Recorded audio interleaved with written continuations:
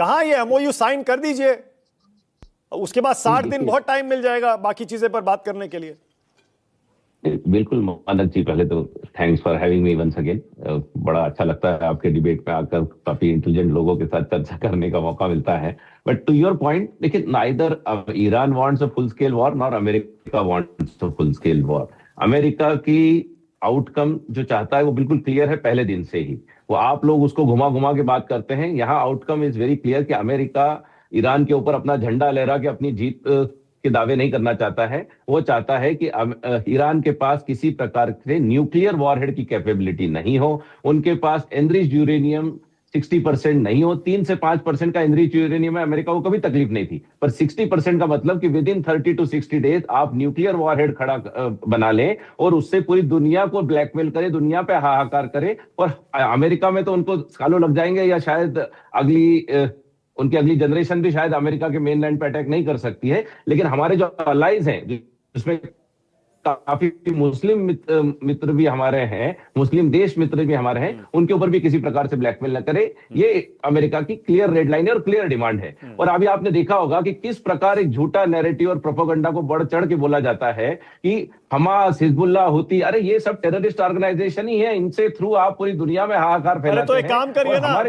प्रमित जी, एक सेकंड, प्रमित जी, एक सेकंड, पूरी दुनिया, प्रमित जी, वन सेकंड, प्रमित जी, एक सेकंड रुकिए ना प्लीज। मुझे पता था आप इस पर आएंगे और मैं तो इंतजार कर रहा था, मैं घात लगा के बैठा था।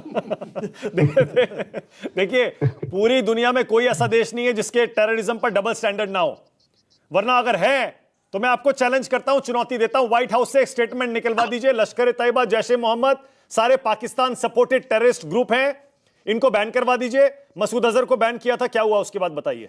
खुलेआम पाकिस्तान में घूमते हैं, आज तक किया कुछ अमेरिका ने? एक स्टेटमेंट निकलवा दीजिए ना, हाफिज सईद, बात खत्म हो जाएगी। हाफिज सईद, हाँ, खुले घूमता है। आपने सही बोला, हर आदमी टेररिज्म को, या फिर हर आदमी डिफेंस, सिक्योरिटी और इन सभी शस्त्रों को, साम दाम दंड भेद से नेशनल इंटरेस्ट को फर्स्ट प्रमोट करता है और फर्स्ट सिक्योर करता है। फिर वो चाहे इंडिया हो, चाहे पाकिस्तान हो, चाहे अमेरिका हो।